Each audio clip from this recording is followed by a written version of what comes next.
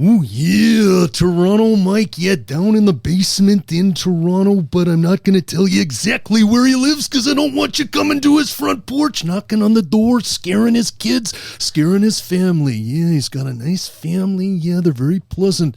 Toronto Mike is brought to you by Palma Pasta. Yeah, it's delicious, but I'll tell you this right now. If you eat too many carbs, yeah, it might put you in the ground, at which point Ridley Funeral Homes will be there for you. Yeah, in between the overconsumption of carbs and your death, go to a Toronto Maple Leafs baseball game. Yeah, and when you do that, go to Christie Pits. Yeah, it's a bit of a strange name, but it is actually a pit.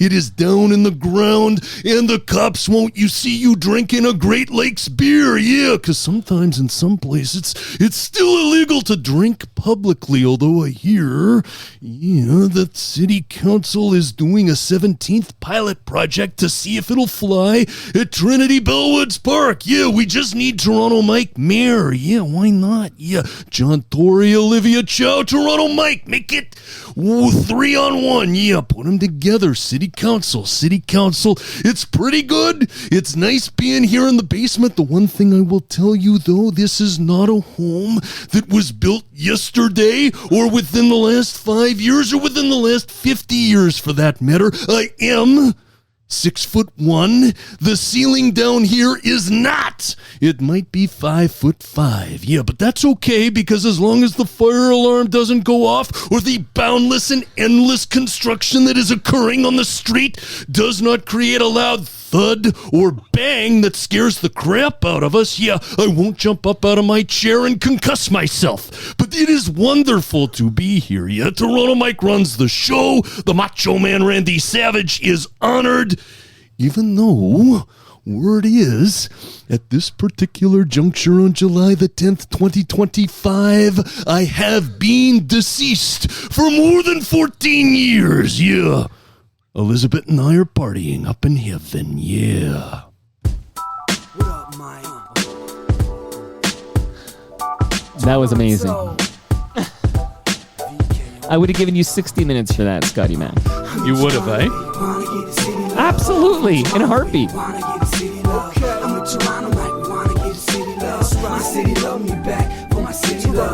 Welcome to episode 1728 of Toronto Mic'd, proudly brought to you by Great Lakes Brewery, a fiercely independent craft brewery who believes in supporting communities, good times, and brewing amazing beer. Order online for free local home delivery in the GTA. Palma Pasta. Enjoy the taste of fresh, homemade Italian pasta and entrees from Palma Pasta in Mississauga and Oakville. Toronto's Waterfront BIA. Check out what's happening on Toronto's waterfront this summer. Toronto Maple Leafs baseball. Get your butts to Christie Pits this summer for the best baseball in the city outside the dome. RecycleMyElectronics.ca. Committing to our planet's future means properly recycling our electronics of the past. Building Toronto's Skyline, a podcast and book from Nick Iones, sponsored by Fusion Corp Construction Management, Inc., and Ridley Funeral Home, pillars of the community since 1921. Today, returning to Toronto Mike, this time in person, it's Scott MacArthur. Welcome back, Scott. Kind of sucks for you now, Mike, because I have to give my voice a rest for the next 5 or 6 hours after the Macho Man. And by the way, apologies to any of your sponsors who Randy Savage did not mention there, but I tried to get them all in. You know what? I love it when Randy Savage makes an appearance on Toronto Mike, a former aspiring professional baseball player. Yes, St. Louis Cardinals organization, if I'm not mistaken. Quite a story. It actually, in a weird way, I just did a deep dive into the history of Dave Stieb and why he belongs in Cooperstown. I was going to ask you about that later in this chat. But I'm thinking, okay, so they draft Dave Stieb as an outfielder. Mm-hmm. They guess they realize pretty quick he can't hit in the majors, and they convert him to a pitcher, and like he just learns a slider in like relatively quickly, like 6 months later. He's like the ace of the Blue Jays. I mean, it wasn't a high bar to be the ace of that Blue Jays staff, but still, like so quickly he converted from outfield prospect to like Cooperstown caliber starting pitcher. I don't know why when I hear that story, I always think of Randy Poffo. right? He was like he was an outfielder, right? Yeah. And then aspiring, and then instead of becoming like a Cooperstown worthy starting pitcher, he became a WWF Hall of Famer. Yeah, but in between, right, his dad, Angelo Poffo, ran what was considered an outlaw wrestling promotion in I believe, the Memphis area, and they went up against the Jarretts and Jerry Lawler. And I think, I don't want to get this wrong because I think Stone will let you know. Yeah, and I think you're flooded with wrestling historians other than Stu Stone who listen in here, but I believe that they were starting to pull audience enough that both factions decided it would be best to work together. And then Savage ended up, of course, in WWF, and the rest is history. The rest is history. Oh, yeah. I think maybe I was going to say Robert Lawson can fact check that. Just want to say one more thing, Mike Boone. The way that we're sitting here, right in my eye line, just on the other side of your face was my WrestleMania 2 opponent, George the Animal Steele, who had a little bit of a thing for my dear Elizabeth. Yeah, he would chase her around with that throw rug on his back. We didn't like that very much, did we? Yeah, and he was also in the corner of Ricky the Dragon Steamboat for the epic WrestleMania 3 match. Yeah, if you dig what I'm saying. You need to rest your voice after that one. So that was a gift, actually, from the aforementioned Stu Stone. But I was going to say, the fact-checking for all that you gave me about Angelo Poffo will come from, I think, John Pollock, who's a listener of the program. Yes. And he's, as you know, he's covering a lot of the wrestling action. Yep. Okay, shout out to Waiting? Of course, Waiting. I get it. Waiting and John Pollock, FOTMs. But, okay, you're here in the flesh. So how long do we have you in the GTA, Scott MacArthur? Got here on Tuesday, so I drove all the way from Nova Scotia. Thank you, by the way, to you and Steve Simmons for keeping me company for a couple of hours as I crossed from Nova Scotia into New Brunswick. What'd you think of the Steve Simmons return? Oh, it was an awesome conversation. I was totally riveted. And can I break a secret here that I think might disappoint a lot of people? Steve Simmons as a person, if I can stay with wrestling terminology, is a babyface. He is a good guy. I know he's polarizing, and he has thrived in that sphere as a longtime columnist, but I will always remember, and he's not the only one, but certainly one of the most significant. When I started kicking around Leafs practices not long after moving to Toronto in 2011 and meeting people, Steve was one of the most welcoming. And it means a lot when somebody from the area, but who had worked only in Ottawa and wasn't really a known commodity by any stretch of the imagination, is welcomed by people of Steve's stature. So Steve Simmons is a babyface, and I will go to my grave telling anybody that. Well, I've been telling people that for years. This was his fourth visit, and the reason, and we did have there was a pandemic and a lot going on, so we had a gap. But the fourth visit, because I like the man. I think he's a sweetheart, and I get a lot of notes when I have Steve Simmons on, and the notes in a nutshell are, I love you, man, but I ain't listening to this bozo. Like, I'm not listening to this clown. And that's their loss, because I think it was a great 2 hours. But I also get notes from people, shout out to Cooksey, I get notes from people who are like, I so badly want to dislike this guy, but that 2 hours was amazing, and I can't help but like him. I think he is like a polarizing figure, because you can talk about Phil Kessel and the hot dog story and everything, but he is a sweetheart, and he's compelling. That was a great 2 hours. Well, and I think one of the gifts that you have here, Mike, is that people are willing to be vulnerable with you. And so I've known for a long time, I don't know how much Steve talked about it publicly. I'm sure that he has, but he certainly would talk about it personally, about his insomnia and stuff like that, and just what a challenge it has been for him throughout his life. And so I was aware of that and intrigued to hear him go deeper in on that and about that with you in conversation. But yeah, it was a great 2 hours, and I was listening as I crossed the Nova Scotia-New Brunswick border, which, other than looking at windmills and farmland, is boring without something in my ears. Well, thank you for listening, Scotty Mac. Praise from Caesar. Your T-shirt says East Coast Lifestyle. Can you adapt for your... I guess you're here visiting parents or what you're doing here, but maybe you're just visiting me. That would be great to believe. But, like, Can you come back to the GTA lifestyle after you've adapted for so long now to the East Coast lifestyle? You mean, can I sit in traffic and immediately become enraged? Absolutely. You want to borrow my bicycle? Absolutely, I can. Well, I don't know if I even answered your initial question. I got here. Oh, yeah. I got here Tuesday, and I am flying to Edinburgh early next week, and I'm doing a week in Scotland and a week in France, and then I will fly back to Pearson, spend a couple of days here to let the jet lag chill, Right. and I'll head back in my car to Nova Scotia start of August, get back sometime during the August long weekend, and spend a month enjoying the beaches and just summer in Nova Scotia before school starts again the day after Labor Day. That sounds amazing, this trip to Scotland. And yeah, very cool. So what are you going to do in Scotland? You got an itinerary? Scotland is going to be very busy. I'm going with an aunt and her daughter, my cousin, with whom I'm very close, both of them. And we're going to do some family tracing. My aunt has done this before with her siblings, which includes my dad and all the spouses and my grandparents, who are sadly now long gone. But they did a family trip in 1987 and traced some things.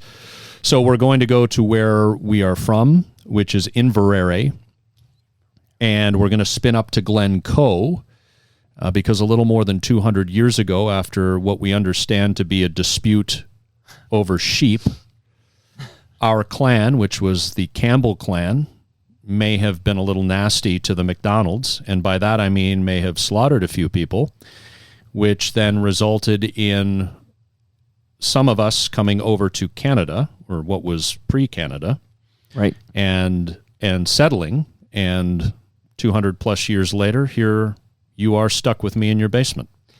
Well, I don't have a sheep for you to take home with you, but as you witnessed, so there was a lot of activity when you arrived. You had to park somewhere else because there's construction going on. So there's that whole debacle. But I also have some work being done here to like satisfy some like insurance requirements. So it's not like the fun work. It's just like, oh, give us some money so you can keep living here or whatever. And so I had a guy down here looking at something that's messed up down here. But meanwhile, Noah Petrucci had arrived. Now, he couldn't park in front because of the aforementioned construction, so who knows where he had to walk with the lasagna. So Noah Petrucci is the son of Anthony Petrucci, and Anthony, the Petrucci family, owns and operates Palma Pasta, and you had a nice exchange of Noah, which we'll absolutely get to, Anthony, because you, Scott MacArthur, you're a big Palma Pasta fan. I am, and so are my parents. So when I left this morning and said goodbye, they know, of course, I'm coming in here today. I said, when I get home, I will have a Palma Pasta lasagna in my hands. And if you could have seen my mother's eyes go saucer big, like, oh! Nice. So, and my parents will buy Palma Pasta products, particularly the lasagna, every now and then, and we'll eat it, and it always makes me think of you and our visits here. So nice to have a little complimentary one. So Noah got here just in time because I said I need an emergency delivery Thursday morning because Scotty Mac is here. Jill Deacon got the last lasagna that was in the freezer yesterday, and Noah, like ownership, the family, like came in the truck to deliver the lasagna for you and your parents. What are your parents' names?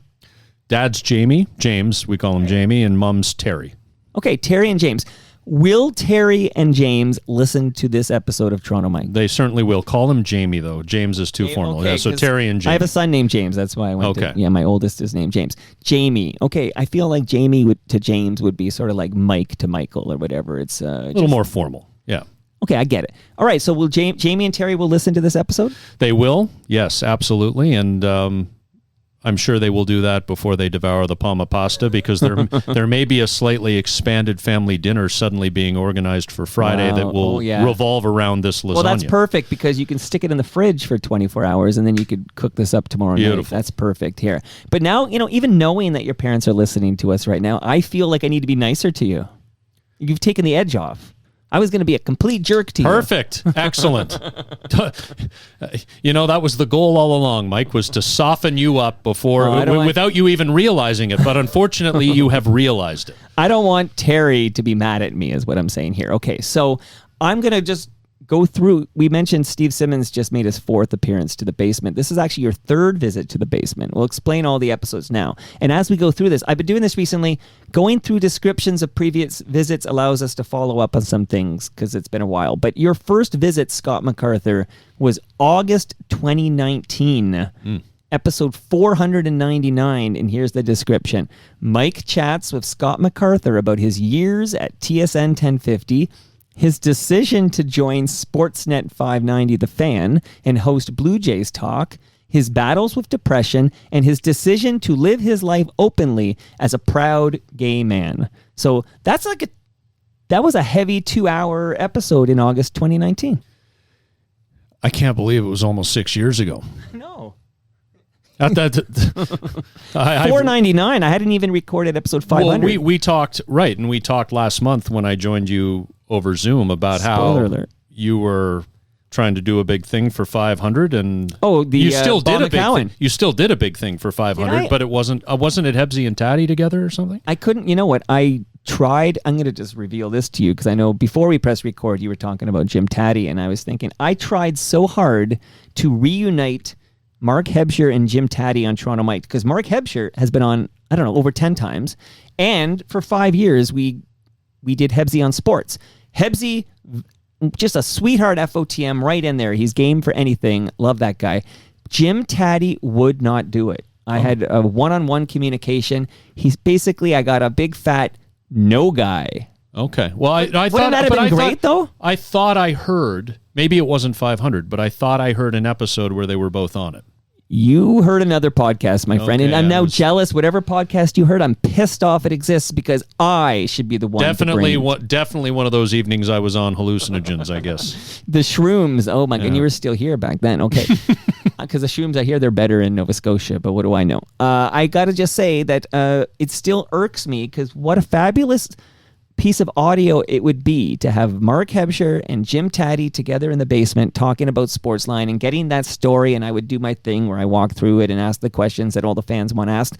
Wouldn't that be a wonderful present for all of us who grew up watching Sportsline? Like, I'm pissed off, Scotty Mac. Well, that show, and again, if you're younger and you're listening, it's impossible to contextualize what the world was like back then. I mean, if the Blue Jays were out on the West Coast on a Monday night, if I was in a rush to get to school on Tuesday morning and didn't hear a sports update on the radio, chances are I didn't find out how the Blue Jays did against the Angels or A's on Monday night until I saw the box score of Monday's game in Wednesday morning's newspaper. Right? So Jim and Mark and the entire Sportsline team at the time would give you, as it's happening, more or less highlights of the late games, right? And so it's like, wow, I never see Tony Gwynn play. Here's a Tony Gwynn highlight. The Padres lead the Giants 5-3 in the 5th. There's a 2-run single from Tony Gwynn. Oh, I know what Tony Gwynn looks like now because I didn't have Instagram to see 1,000 photos of a current day player like No, we do but now, right? I just got to shout out because before you arrived, I had the live stream going at live.torontomike.com. And the song, maybe I'll play just a little bit of it to ask you. And I know I might have a decade on you. Do I have a decade on you? I just turned 46. I don't have a decade on you. I have 5 years on you, okay? So, but still, 5 years, who knows what that does, right? Sometimes I find 5 years is a significant, when you're talking about certain references. Do you know the reference, Wonder Twin Powers, activate? Does that mean anything to you?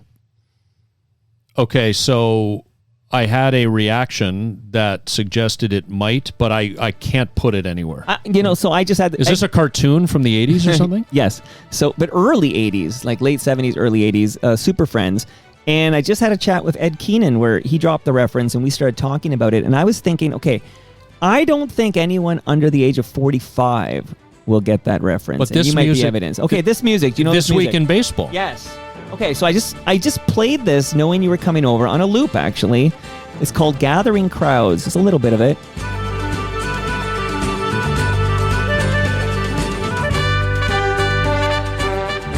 How know about that. Mel Allen, and I used to watch this I guess it was on every Saturday, but I was a big fan of This Week in Baseball. And I just want to shout out that show because at the same time I'm watching Sportsline, I'm watching This Week in Baseball, and that would be, they might do a segment on, Tony Gwynn flirting with 400 or something like that. And that would be how I would kind of get to know these guys. Yeah. So I just want to shout out This Week in Baseball, which is another way I was able to kind of see and get to know some of these stars of the early 80s. The 80s, you know what's funny, Mike? When we're young, we always say we're not going to become those old people who reminisce about back in my day, and then you become somebody who reminisces about back in my day because we're always chasing the nostalgia of what felt like a simpler time, right?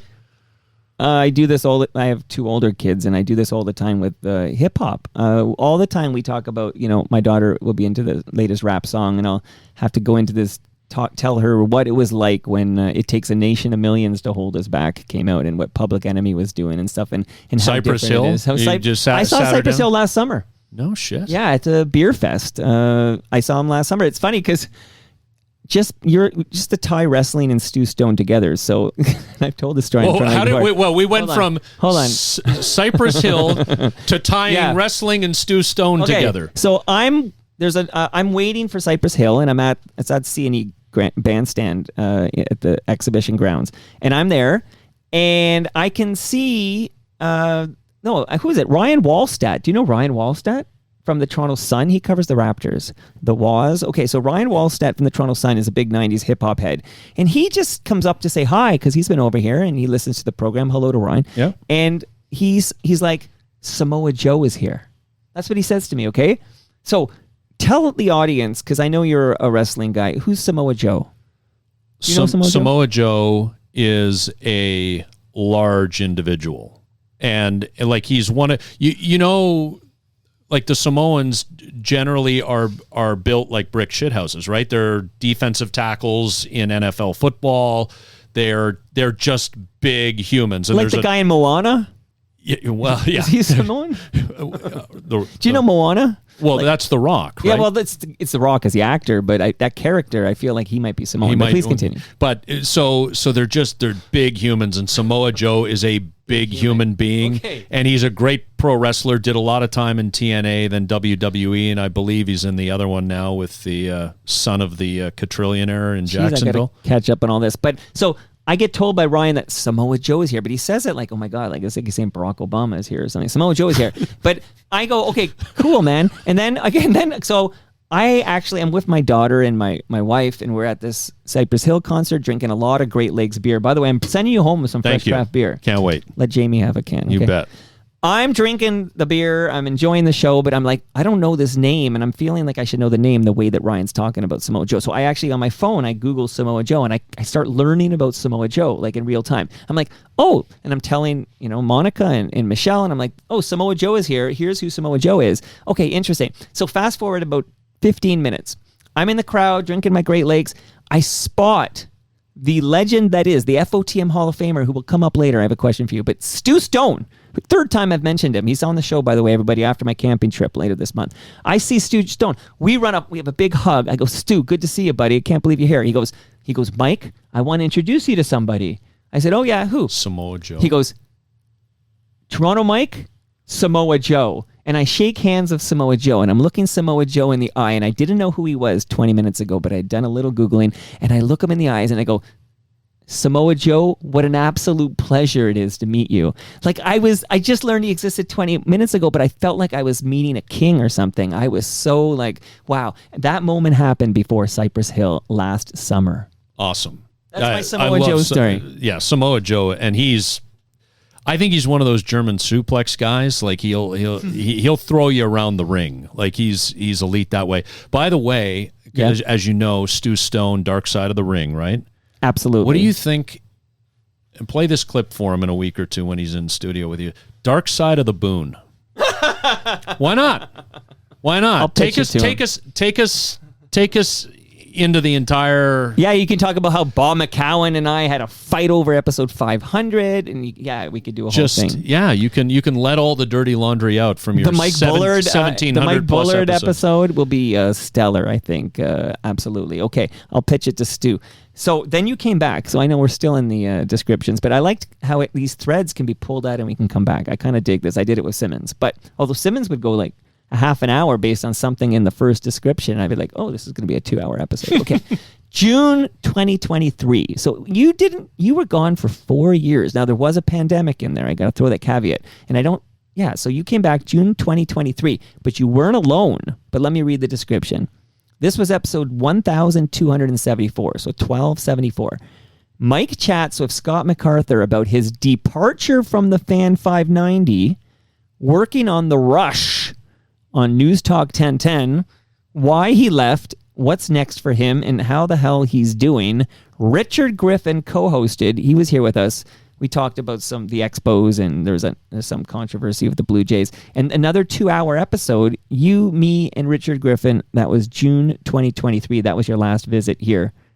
But I'll just roll into the final appearance before now, which is June 2025. That was a whopping 1 month ago. Okay, so we went 6 years. You just can't live without me at this point, eh, Mike? You know what it was? I did the Zoom with you because I'm like, okay, I got to find out how it's going for Scotty Mac in And you were dying Scotia. Inside at the quality of the audio, weren't you? It was fine. And was people fine. liked that it was fine. And people Okay. liked that episode because it was a good catch up with Scotty Mac. But at some point you revealed you're going to be in Toronto in June. Oh no, you'd be in Toronto in July. Obviously, we're in July. Yep. And I realized, I'll just redo that episode in person. So let's lock them in for Let's do July it. 10. Here you are. So here you are. And this is your 4th appearance on Toronto Mike. It's great to be on. As I know, I'm not setting you up to be nice to me, but I say this. I'm fascinated that you still find me interesting because I'm not in media anymore. It's just really, the hair. right? It's the hair. Okay, but hopefully I have something to offer somebody who's listening today. Well, A pearl of wisdom or something like that. Well, I'll tell you what. I'll record this, and if I don't like it, I'll just delete it. Is that cool? Yeah, but I know you're keeping the Macho Man intro Oh yeah, I guess I'm gonna be using it for the rest of the. for the rest of ever. Well, you see, it's a little time sensitive. It's got to be during Maple Leaf season at Christie Pitt, so I'm gonna run it for at least through August. Well, But I can change Christie Pitts to Scotiabank Arena, and then you can run it in the winter. oh my goodness, but they have to pay me some money. We'll get to that That's in a a minute. good point. Rogers has to cough up coin for me, but that's actually one of the things I want to dive into with you. But I just want to tell you, Scotty Mac, that you have a shitty name for SEO. Can I swear in front of Terry and Jamie? Yeah, of course. Okay, because I said shitty. Okay. Do you know, it's within the last decade that the F word has started to get thrown around in the family. Not F-U-C-K? not yelling and being rude about it, but just kind of using it as an adjective or a verb or whatever whenever. So, Scott, I have 4 children, and my rule with the F word has always been context, which is I don't want to hear you say that guy's a fucking asshole, okay? That's low-hanging fruit. Right. Like I don't power like it, in baseball. I don't like that term. I don't like that use of the F word, but what I do, I'm 100% fine with, which is like my son's into soccer, my 11-year-old, he's really, and there's going to be a sublime pass or whatever, and he'll go, if I hear, that was fucking brilliant, I'm fine with it. So, fucking in a positive sense. Yeah, used to is say encouraged. Yeah, fucking we won, Yeah. that kind of way. I'm fine, but I don't want it used you're a fucking piece of shit. Right, because then that's fucking a negative sense. Although I will use it that way. Yeah. But Oh, of course. I don't practice what I preach. But I just want to tell you, you have shitty SEO. So what I mean by that is when people want to find out about Scott MacArthur, they're more likely to on Google and other search engines. But can you tell me what SEO is before? Search engine optimization. Oh, is this the guy who was in the Mick? Yes. Okay. Good. Of course, you're Scott MacArthur. But he's an American actor. He's a writer, and he's best known for playing Jimmy Shepard, who's a main character on a show I didn't really know about until now, which is like a Fox comedy series called The Mick. And he is sort of according to Google, Scott MacArthur, the actor on The Mick, is the Scott MacArthur, and you're like Kirkland brand Scott MacArthur. So hold up. You're telling me that somebody who shares my name, who's been on a sitcom on Fox, Yep. might get better play in He's the got Google better search SEO, engine right. than me? Correct. I don't buy that. Not for a second. Not at all. The Mick apparently is like Friends, Seinfeld, The Mick. Those are the big three as far as big comedy series are concerned. You ready to start? We haven't? Well, you know what? You know what I might do? I might let the world know that tomorrow morning I'm being visited by Nick Iones, who stepped up to help fuel the Real Talk. I'm basically like, you need benefactors. You need people that are going to support what you're doing, the Palma Pastas of the world, the Great Lakes beers of the world. And Nick Iones says, I love what you're doing. I want to be a part of this. And he's coming by tomorrow morning, not for Toronto Mic'd, but for an episode of Building Toronto Skyline and an episode of Building Success. And they'll be in those feeds tomorrow. Much love to Nick Iones from Fusion Corp. I used to be quiet on the P, and you told me, Mike, you got to nail that P, so I try to nail it, Fusion Corp Construction. Thank you, Nick. So that's tomorrow. And I just want to remind you, and I want to remind Jamie, and I want to remind Terry, if they have, or you have a drawer, a closet, a room perhaps, full of old cables, old devices. Maybe there's a BlackBerry in there that doesn't work anymore. Maybe you got an old laptop from 1998. Who knows? You go to recyclemyelectronics.ca, you put in your postal code and find out where you can drop that off to be properly recycled. Do you got it, Scotty Mac? If it's time to 86 your Commodore 64, yeah. No, don't do that. I would take a Commodore 64 and put it here. You would. I would put it here. You got a lot of cool. I'm having nostalgia looking at this Blue Jays calendar hanging up on your wall here. I used to write the scores and the winning and losing pitchers on those calendars when I was little. Shoppers Drug Mart, Blue Jay calendar, Scotty's pointing to. And I have it fixed. My player was George Bell. So I have it fixed on May 1986. That was a rough year. That was a rough year for Dave Stieb because he'd thrown so much and so well in 85. And, of course, they went deep into the playoffs, and he started 3 games in the series with the Royals. I think in 9 days. I just don't think he could get his arm going in 86. So that was his, I would say, one down year in what was just an incredible decade. I remember he had a even number of years he would be off for a while, and before he had his second era there. This is all going to come up later in this conversation. So put a pin in the Dave Stieb thing. Let's just shout out who sent that to me. It'll come to me in a minute. I want to give credit to who sent me that calendar. I'll do that in a minute. But I want to set you up by saying this. This is going to read this news item. You ready, Scotty Mac? Yes. And then I want you to just go on this. This is unrelated to my lacking SEO. You're lacking SEO. I'm just letting you know. Okay. I'm sure you already do that. Maybe that's a good thing. Rogers, don't be triggered by that name. Rogers, tell us if you are. Rogers has become the majority owner of Maple Leaf Sports and Entertainment. We sometimes call that place MLSE. After purchasing BCE's sometimes we call that place Bell, 37.5% stake for $4.7 billion. Rogers now owns 75% of MLSE. And as listeners know, but I won't take it for granted, MLSE owns the Toronto Maple Leafs, the Toronto Raptors, the Toronto Argonauts, Toronto FC. Rogers already owns the Toronto Blue Jays, Rogers Centre, which I like to call Skydome, if that's okay, and Sportsnet. I read a comment from you. I think it was on Facebook, but this was from Scotty Mac. And it said, I'm a number of years, this is Scotty Mac, and I'm going to pretend like he's not here. I'm a number of years into my new viewing following habits, but this cements those changes into permanency. Take it away, Scotty Mac. What do I mean by that? Yeah, start with what do you mean by that? I don't think... I want to hear it all. Like, what were your new viewing following habits, and how does this cement those changes into permanency? And then we'll talk about it, because I'm in a similar boat, but I want to talk to you about it's happened in increments with different sports. I've never been a huge basketball fan. My best basketball memories, and by best I mean favorite basketball memories, actually come from the early 90s. I was a Phoenix Suns fan before Barkley. Tom Chambers, Jeff Hornacek, and Hornacek was one of the ones who went to Philadelphia in the Barkley trade. Right. Dan Marley, Kevin Johnson, who later would be the mayor of Sacramento, California.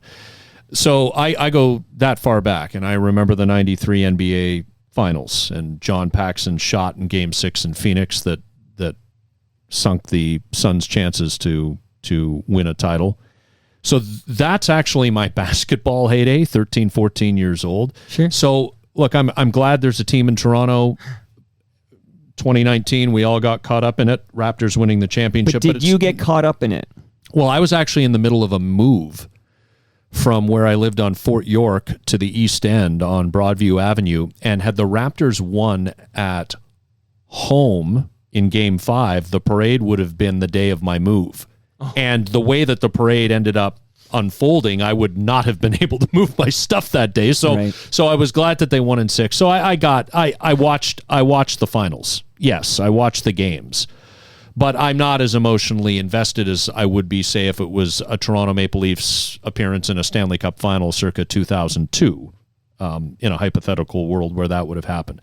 I fell away from hockey, and, this is kind of copping to something now, but I forced myself to be, quote, on it through the 2010s. It was easier when I was covering the Blue Jays not to have to pay attention to it, but when I did the Scott MacArthur show on TSN 1050, 17 and 18, those 2 years, I would stay on top of the Leafs. I'd watch every game. I'd talk about the Leafs, but I was forcing myself to emotionally invest. And I was actually worried that would bleed through on the air. So I would really work myself up to believe in whatever opinions it was that I was conveying, because emotionally, deep in my core, I didn't give a fuck. Right.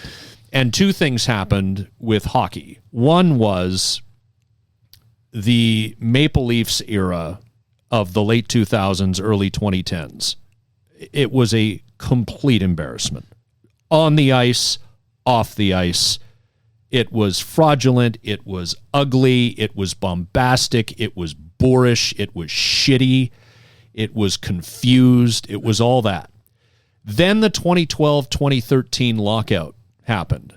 And again, the context is, didn't we just lose a season less than a decade ago to sort all these problems out? And now we're holding off into January of 2013 to get that season going.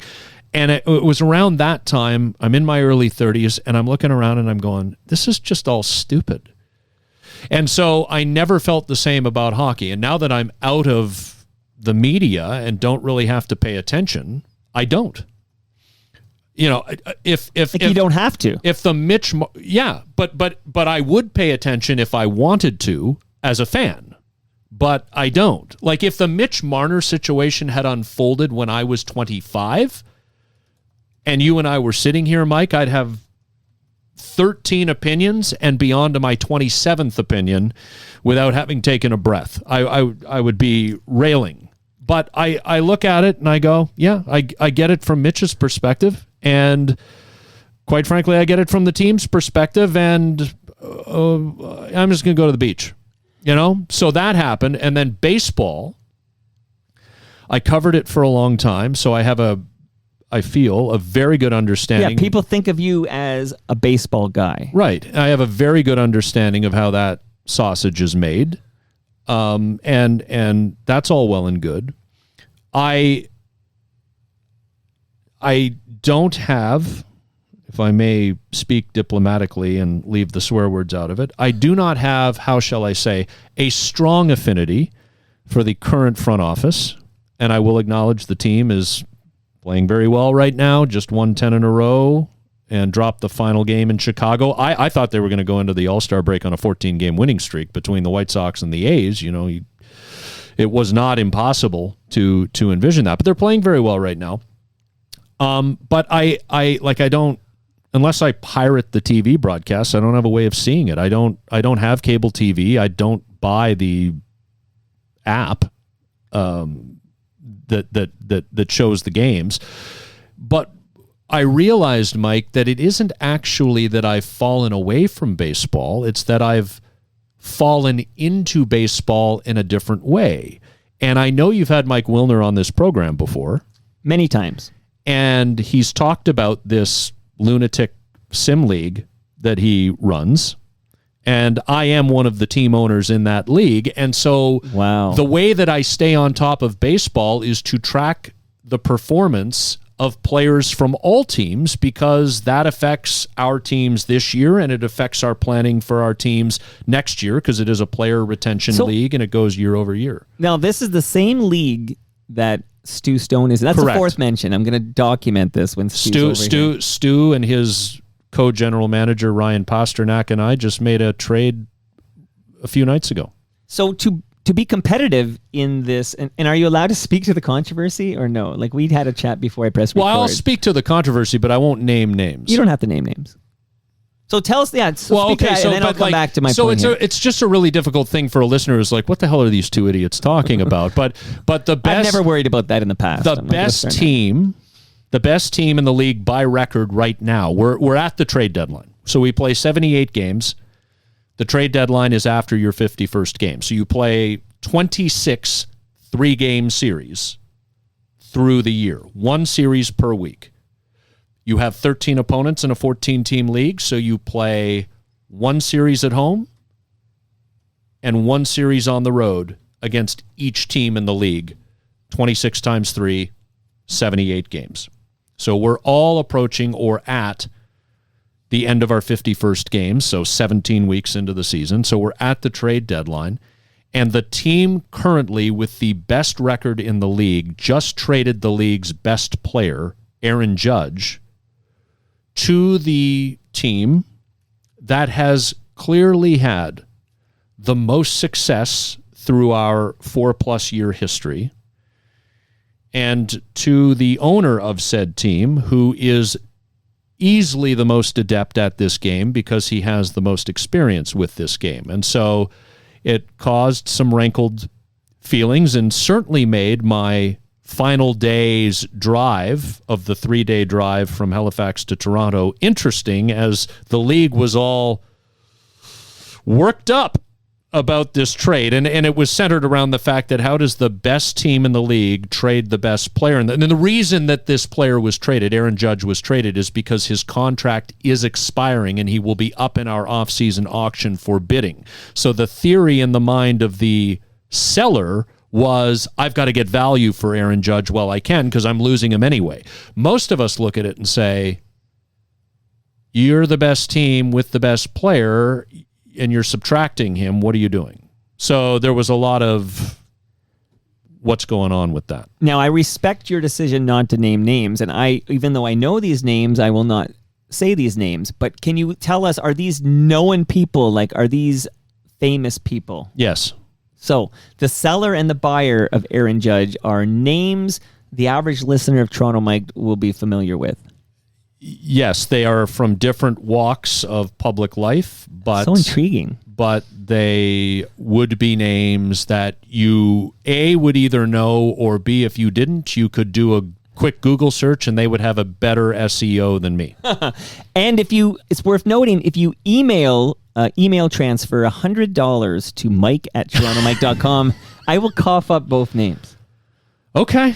All right. I'm going to cut you in on this deal. You're going to get 10% of all money that comes in through me squealing like a pig here. Funnel it straight to Google to improve my SEO. Oh, now that Google's I know got enough of our money. Now that I know what one of those things are. By the way, Ken Daniels, that's the name I want to credit for sending me this Shoppers Drug Mart Blue Jays calendar from 1986, which I love because it did hang on my wall in 1986. I did love, like you, I love these Shoppers Drug Mart Blue Jays calendars back when I cared the most about baseball. And longtime fan 1430 fans, early days of fan 590 fans know Ken Daniels well, and obviously has gone on to have a great career, right? Detroit Red Wings. Still calling games for the Detroit Red Wings. And he's a sweetheart, Ken Daniels, and he's been down here, and he's hopefully listening right now. So hello to FOTM, Ken Daniels.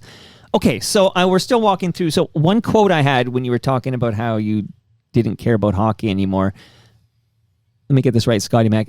You said you didn't give a fuck about hockey. I never saw someone say that before. Just a quote that jumped into my mind. Do you know what that quote is from? Do you recognize that quote? I'll say it again. Maybe we'll see it again. Is this a movie?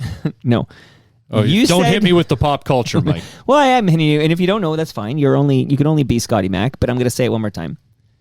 You said you didn't give a fuck about hockey. I never saw someone say that before. I have no idea. That means where not. this- So that tells it's revealing a lot about you to me, and no shame in this game, but that's a very famous lyric from a very famous tragically hip song called Yeah. Fireworks. So Okay. you're not a tragically hip. I'm a fan. hip. I obviously love and respect the Tragically Hip. I have sat on a dock on Pigeon Lake and listened to Bob Cajun and done the whole Canadiana thing. But I can guarantee you this, Mike, and guarantee. I do like music, but you will never have me in your basement to kick out the jams. What kind of music do you like? Because I will sit there and nod. But when you say I like music, so is it just that you like it when it's playing, but you don't ever seek out a specific? Right. So, Okay. but I'm also one of the crazies who will play a song on loop for weeks if it hits me. Sure. And it can be anything. Anything. It can be Killing in the Name of by Rage Against the Machine, Love it. right? It can be angry like that. Can it be Informer by Snow?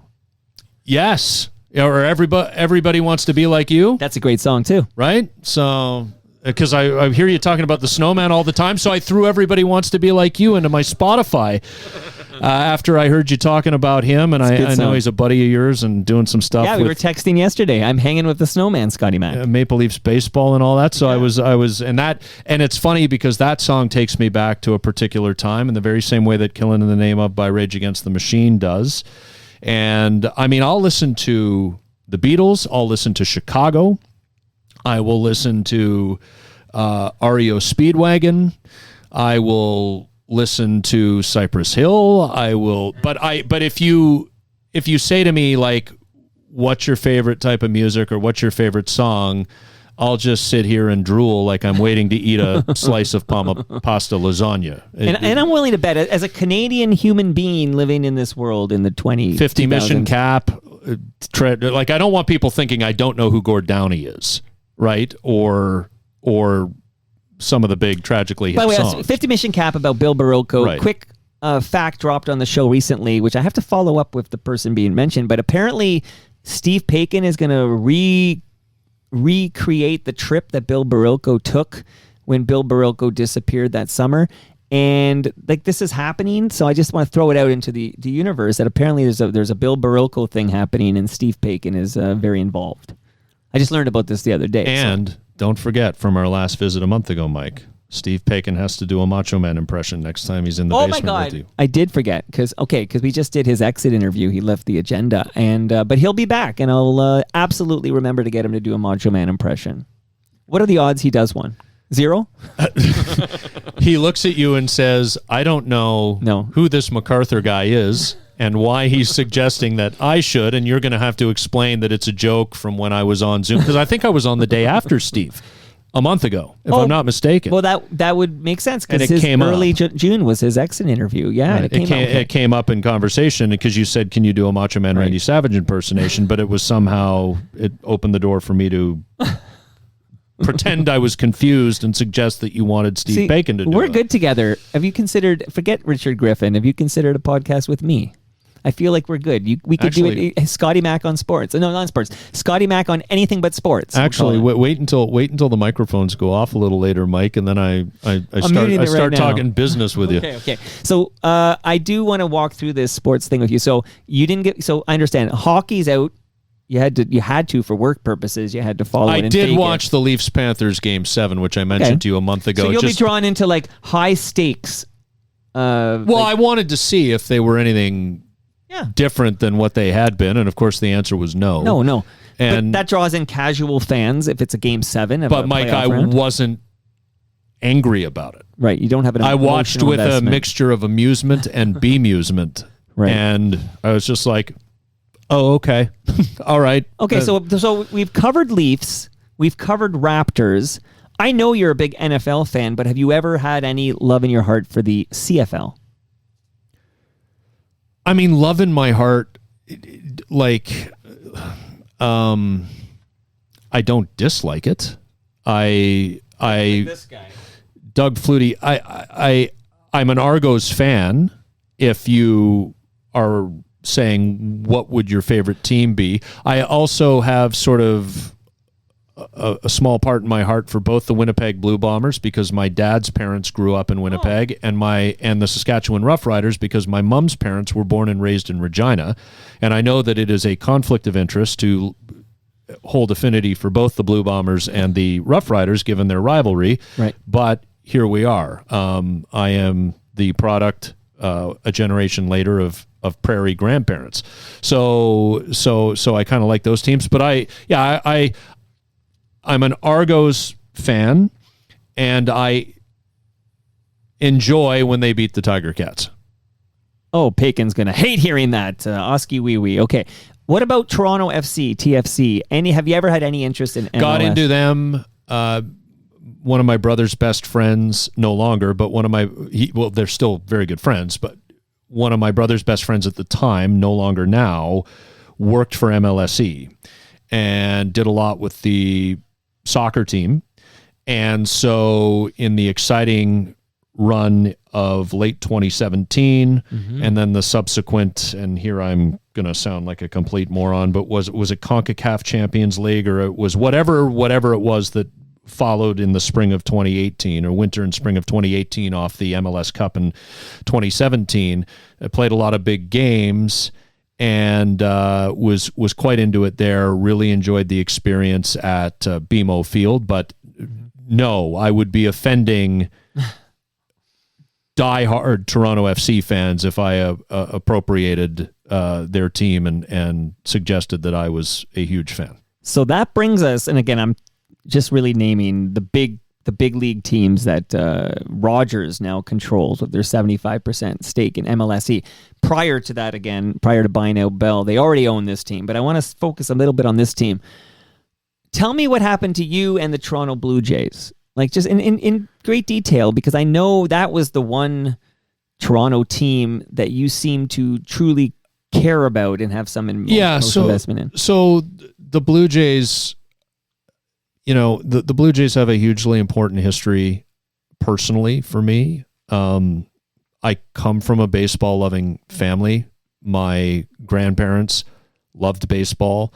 My dad's parents lived north of Oakville when I was growing up, and they would go to Dominion to get their groceries, and they would buy the $2 bleacher tickets for $1, and they would take us little ones in on the GO train to the exhibition stop, and we'd wander over to Exhibition Stadium and sit in the bleachers under the overhang of the grandstand and watch games. I have great memories of that. I went to Exhibition Stadium with my parents. Friends came along at times. And my dad, Jamie, in 1987, so about 2 years before the opening of Skydome, was hired as Skydome's, or the Stadium Corporation of Ontario's, CFO. And so I remember the first two Christmas parties for employees and their families in 1987 and 1988 being all bundled up on the floor, or the playing surface now, of Skydome. And we were, of course, there was no roof yet. Everything was under construction. So I have very early memories of that. And I was in the building for both World Series championships, watching on the big screen in 92, and then at the Carter home run game in 93. So when I grew up and ended up covering the Blue Jays, my grandparents on my dad's side were gone by that point. My mom's mom had passed away by then too, and sadly my mom's father, with whom I was very close as well, was alive at the time, but deeply into dementia, so couldn't extract the joy out of watching his grandson cover the Blue Jays that he otherwise would have. And he's now since passed. But when I would walk into Skydome or Rogers Center every single day to cover the Blue Jays, I would always have a moment where I would be on the field, probably be batting practice somewhere around the Blue Jays dugout, and I would just take a quick look around the stadium, and I could feel the ghosts of family come and gone, and remember the memories of the early 90s and the heyday of the Blue Jays and the two World Series championships and just all the fun that we had celebrating those. And days up at my dad's parents' so my grandparents' cottage on Georgian Bay, up Bayfield Inlet, Point of Barrel, and my Aunt Heather with her Sony, that TV, the Sony, was it the Walkman? Was it the Sony? The Watchman? Not the Watchman. Yeah, the Walkman, of course, was. Was the Watchman had the little TV. Yeah, so you'd pull the antenna up, and if the game wasn't on cable, if it was not on TSN, CFTO, if it was on CTV, right, we'd watch it, and it'd be the squiggly lines, and we'd be hearing. My God, I'm getting such a pangs of nostalgia. Yeah, like Don Chevrier, and so we'd and the Blue Jays, and we're up at the cottage, and you had to take a small little fishing boat to get from the dock where you parked your car to my grandparents' cottage. Like, it wasn't on land, it was on a couple of rocks in Bayfield Inlet. Like, we had no access to newspapers or anything else while we were there, so that was our way of keeping up with the Blue Jays in summer. And they're a game up on whoever, they're a game back of first place. And of course, you had to win your division back then to make the playoffs. Right, you were watching that magic number. We were all into it, and so I have a ton of great memories. What has happened, and I think I explained earlier, not really realizing it until recently, is that this sim league that I'm in, that Mike Wilner runs, has taken up a lot of my energy when it comes to baseball, because I'm like everybody else, Mike. I remember I'd play RBI baseball, and then I ended up with a Sega Genesis, and I played a couple of the Sega baseball games, and you get good enough at them that pretty quickly you're winning the games 30-1. And I actually wanted to stop playing and build the team, and then let the computer simulate the game as I managed it. And so now, as an adult with 13 other people as crazy as me, we are effectively the general's manager, or the general managers of our teams. And so I think that fills up a lot of my baseball bandwidth, where I've sort of pulled away from watching games. And the other thing too is I can just pull up Instagram and get a sense of how the game went in 2 minutes. Oh, Bo Bichette hit a game-winning walk-off home run. I just watched the highlight.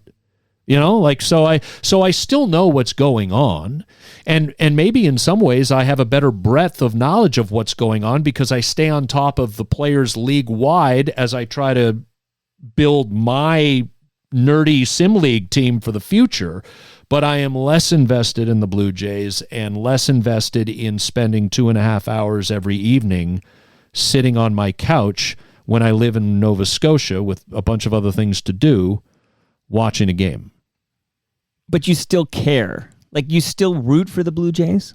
I want them to do well, because it matters to a lot of people I love, and I'm from here, and I think it's so much fun when that stadium is full, and it's a destination point to start your Friday night before you stumble on out to King Street West to continue on your evening in the middle of summer. I think that's what it became in 2015 and 2016. It'd be great to go back to that. So I wish them well, but I don't anticipate spending a cent of my own money in that stadium or on them now or into the future. But Scotty Mac, the Blue Jays, as we speak, you mentioned it earlier, but they did lose they lost yesterday, but they were on a 10-game winning streak before that. They're in first place. They're surprising a lot of people. A lot of people very excited about the current Blue Jay team, liking them again. All the praise is going to go to Mark Shapiro and Ross Atkins. Like they're going to get praise for this team that people are enjoying, and I don't know what will happen in the playoffs, obviously. I don't have a crystal ball. But is there no part of you that roots against this team because you don't want that administration to have to be like lauded and praised? I don't have enough energy in my life to wish ill on people I don't like. Well, you're not wishing them to be hurt. You don't want them to break an ankle or anything. But just it's just you're a better man than I am, Scotty. Well, it's just more like, good for you, and if this gets them both brand new 5-year contracts from that extremely ambitious owner who just cut Masai Ujiri because Masai Ujiri, who is better than the owner of the team will ever be, better human, smarter human, more accomplished human, wasn't born standing on home plate thinking that he himself was responsible for rounding the bases after he hit a 400-foot home run to right field.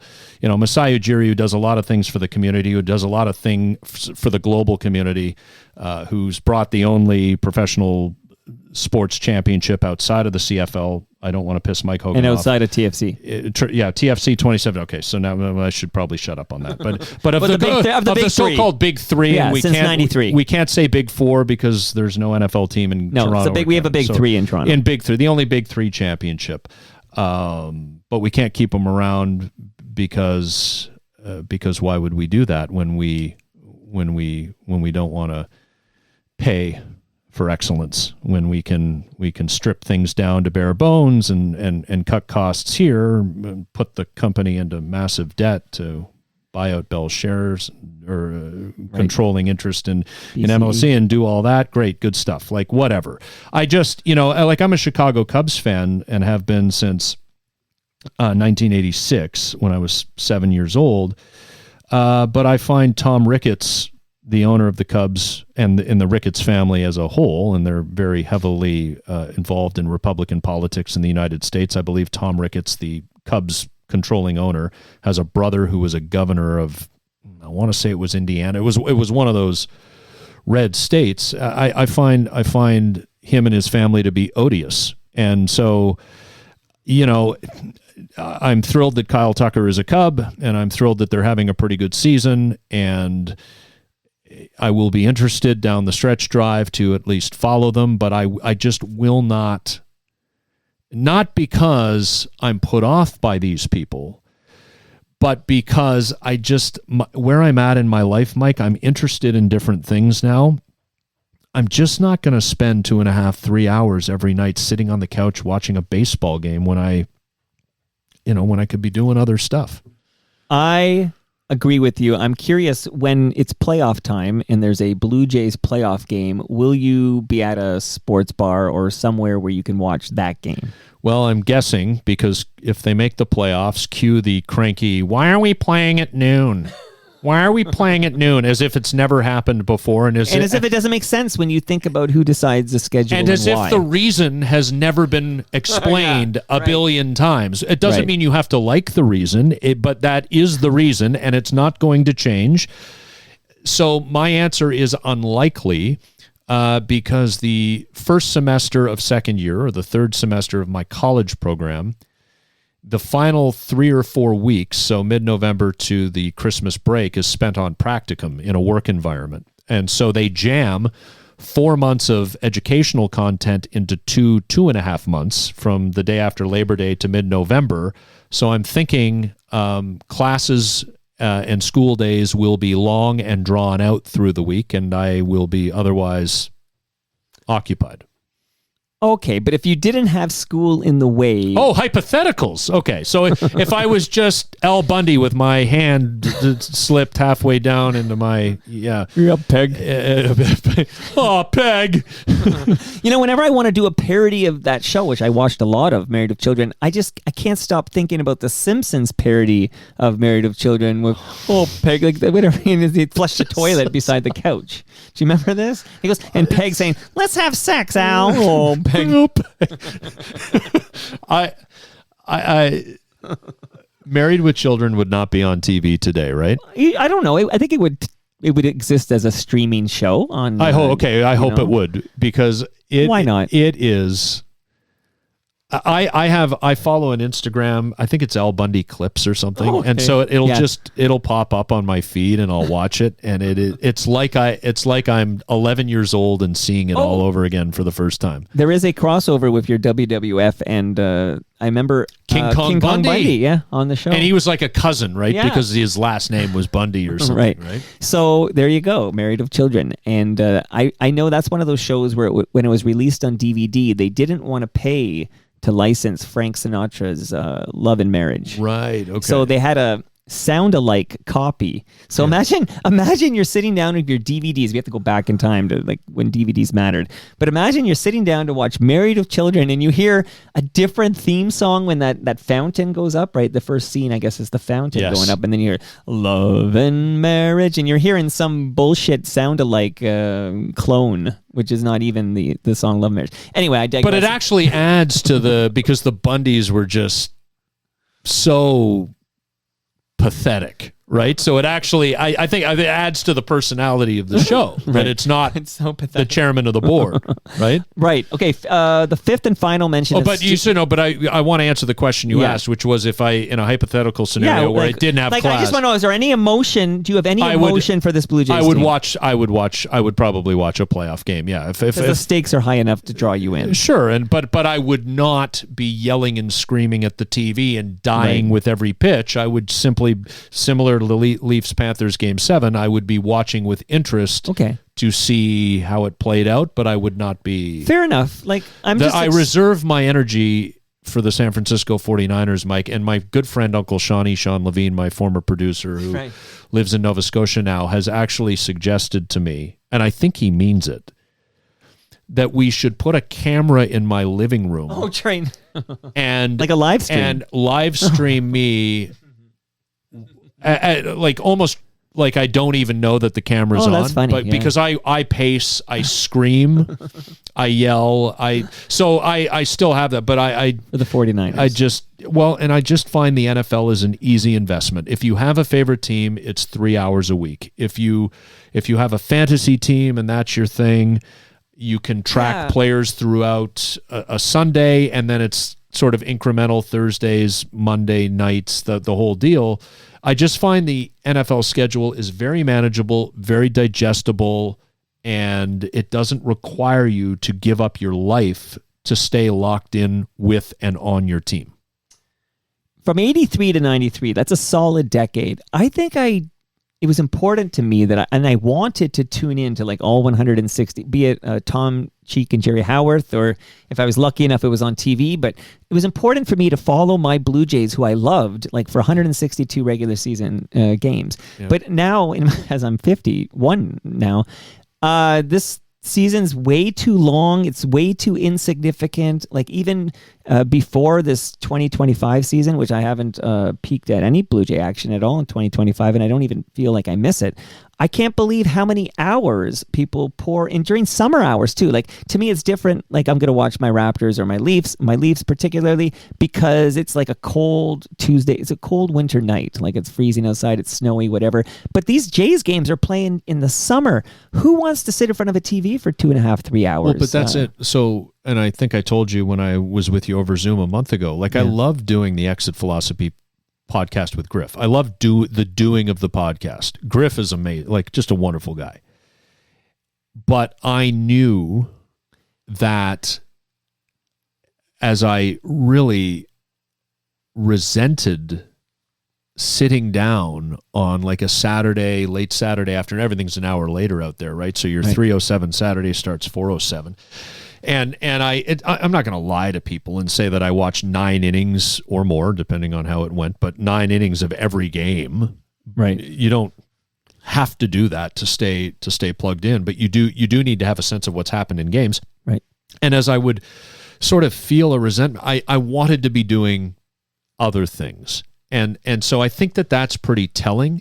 And I'm at a point in my life, Mike, and it's not just with sports. It really can be with anything where it's like, do I enjoy this? You know, I like. Does this spark joy? Like condo, what was her name? Everybody was talking about. Does this spark joy? If it doesn't spark, this is where I'm at. So I think I'll be back for the playoffs. I can't even commit to that right now. I just feel like I probably would watch a high stakes game and featuring the Toronto Blue Jays. I at the start of June, I moved into a retrofitted former shipping crate. So, okay. Like season 2 of The Wire. I can see it. Okay. So they turn former shipping crates into small apartments. Wow. Okay. And I have a view of the water.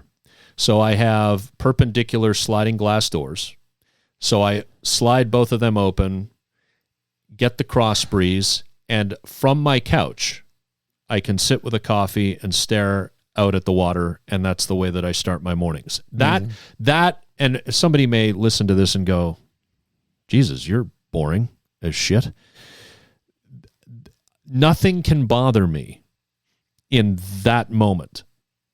And those are the sorts of things that I take very simple pleasures in now, Mike. And, when I look back, I remember somebody asked me, it was probably a couple of years after I did the whole coming out thing publicly. They said, man, you must feel like 1,000 pounds was lifted off your back. And I said that's, and this person was not the only person to ask a question sort of around wow, did it just feel better right away? You must just feel so much lighter and happier. And my response to him and my response to others was that actually that's when the real work began. Because when you spend your entire batch of formative years creating a persona and creating a character that you think you need to be in order to survive or thrive, when you suddenly are authentic and you have no secret to keep, which means all the time frees up suddenly, because all the time you spent keeping the secret and managing your world such that the secret would be protected, what do I do with all that time? And so it can be very humbling. It was more difficult not sort of coming to peace with my sexuality, but coming to peace with the fact that I'm a deeply, deeply introverted person. Like I test off the charts for introversion. Wow. Like wild. I'm a deeply sentimental and emotional person. And so you have to accept all. It's like, you have to accept yourself for being gay. Like it's okay. No. I've done that. It's true for any individual about any part of yourself. Accepting it. So if you're somebody who feels pressure to go out a lot because your partner's extroverted or your friends keep complaining that they don't see you enough, but you're this deeply introverted person, you need to reconcile and find the correct balance. You need to reconcile with yourself. Hey, like I am going to drown out here pretty quickly if I don't take the time for me that I need. I can't people please constantly. I can maybe set aside an evening or set aside a day and go do things with people. And, if my partner is more extroverted, hey, you go out, I'll be here waiting at home. Like the only agreement we have is you come home to me, right? Like, but you go and have your fun and whatever you need to do socially and all that stuff. Like it's being at peace with all parts of me. So if you had asked me a decade ago, Scott, would you be living in the Halifax area in a retrofitted shipping crate, drinking a cup of coffee every morning and staring out at the waters of the Bedford Basin and feeling completely and totally at ease in that environment, I would have said, what? But I live in Toronto. But I'm flying from one city to the next every third day covering the Blue Jays. But I have a radio hit at 11:45 in Vancouver, and then a radio hit in Toronto at 1:15, and a radio hit in Montreal at 2:20. And then I have to get to the stadium, and then I have to interview this player for that story, and I should get a comment from this coach who works with the infielders because my subject today is this particular infielder. Then I've got to go upstairs and write that story, fit some time in to get a media meal. The game's then going to start. I got to keep writing my story while watching the game. Oops, I just got a message from the TV people. I'm going on TV, Sports Center after the game. And I just got a message from the Toronto radio station. I have a 7:45 in the morning hit tomorrow, even though I'm up for 17 hours right now because I flew from Tampa Bay to Minnesota. I gained an hour in the process, but my brain's still on Eastern time, so I'm going to have to get up early tomorrow. I'm going to be exhausted. Now, when I get up, should I have breakfast and then try to go to the gym because I do need to somehow stay in shape with this lifestyle because I don't want to completely and totally fall apart. Oh, geez, I just got a text from the people in Winnipeg. They need me at 10 o'clock Eastern tomorrow morning on their radio station. Like, that was my life. Yeah. You know, so it is just so different now, and I am so much more at ease, so much more at peace, so much happier, and I'm like challenging myself in different ways with school and different things that I'm doing now. It's just like none of this shit matters to me anymore. It's part of my life. I'm glad I did it. I learned a lot, but it's over. Well, to quote you, about an hour ago, you wrote, "This is all just," you said, "This is all just stupid." Like, I took down a note, like sports, but that's essentially sports. It's all just stupid. It's all just meant to be entertainment to, keep you from thinking about all the crap going on in the real world. But when you think, yes, okay, that's true, right? It's the toy department. It's the toy department. It doesn't matter. Right. None of it matters. It's just fun. But when I look, for some people, when I look back at, and I was far from perfect, so I'm not sitting here saying that I didn't have a hand in it. But when I look back at some of the interactions I was involved with, the sheer panic, the threats or the veiled threats, the seriousness with which it's all taken. Now, I'm not saying putting together a television show is easy and that everybody doesn't have to play their part. That's not what I'm saying. But when I look back at it, the fretting, the misery, and part of this is the fact that these goddamned corporations fire everybody, and the people they keep end up with 3 responsibilities rather than the 2 they had, and they previously had 1. And then they end up with more dumped in their lap, and they didn't get a raise. And so now they've got 4 responsibilities, 5 responsibilities. They're essentially doing this, that, and the other thing. So they're all stressed out. And then they come at you probably a little more aggressively than a personality like mine can handle, because I've already got 16 other things that I feel I'm responsible for, and I'm a people pleaser at the time, so I don't know who I should be responding to first, because everybody who sends you something thinks their thing is the most important, and they're not thinking about the fact that you might have 15 other things that you have to do. And it's just like, I'm getting myself worked up thinking about it.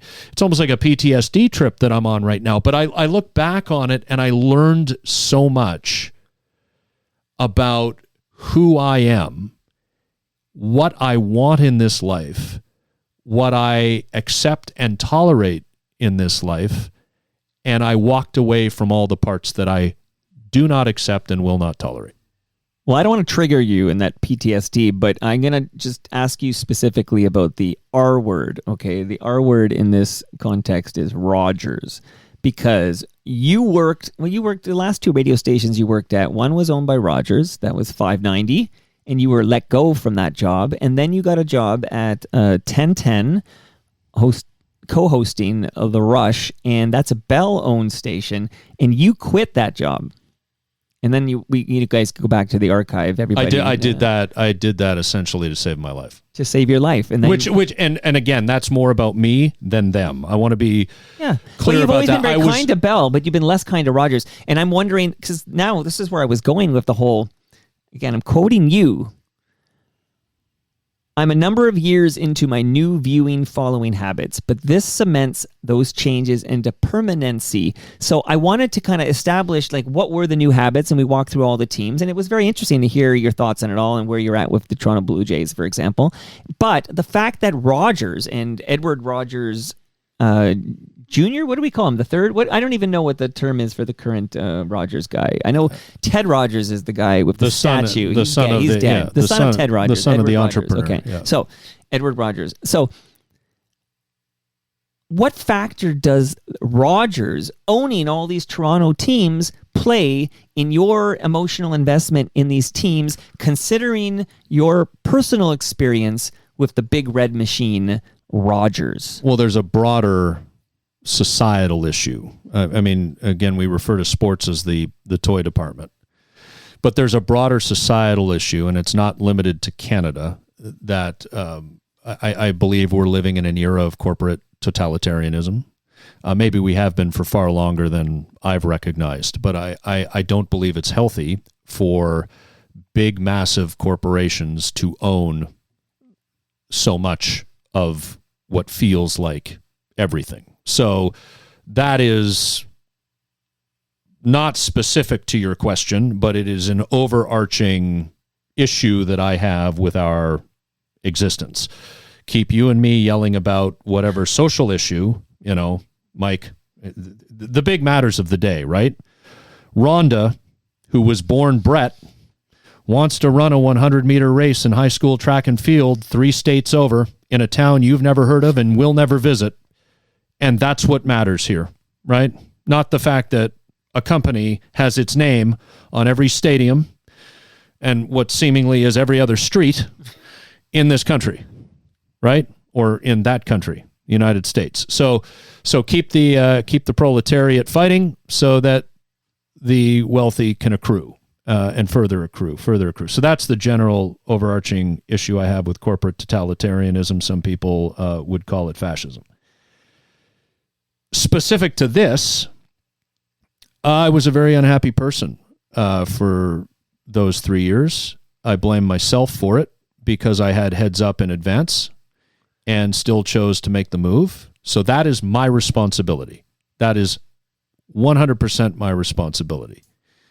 I had heard rumors and you're wrong though. It's not your responsibility. Like if somebody says, "Oh, working for that company, they're going to treat you like shit. That's a bad culture, a bad environment." And you go there and they do so, you're absolving them of the responsibility. Well, it's not on you. I wouldn't say that I was treated like, I wasn't treated like shit. I just got absorbed into what it is. And I'm a truth teller. That doesn't mean that I'm always right. But if you ask me my opinion, I will give you my opinion. If you ask me my opinion and I give you my opinion and then you hold my opinion against me, I will consider you a liar because I thought that you wanted my opinion. And now you're throwing it back in my face. And then I will tell you what I think of you, and it probably won't go well for me, but at that point, I'm looking to get out.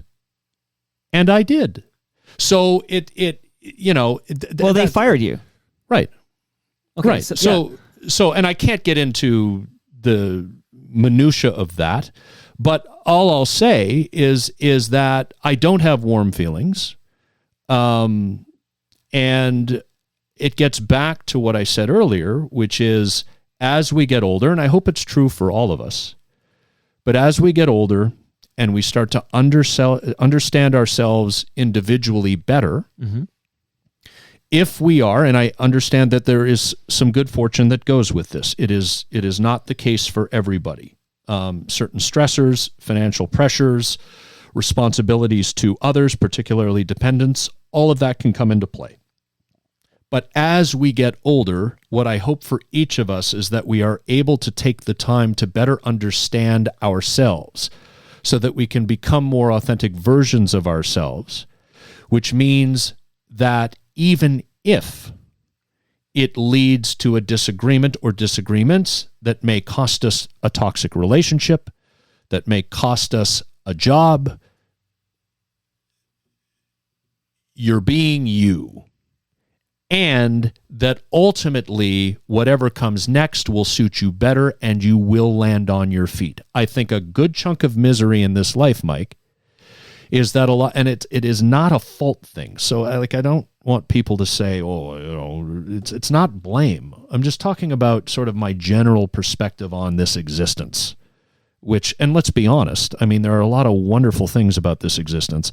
There are a lot of very trying things about this existence. And as far as we know, we only have one shot at this thing.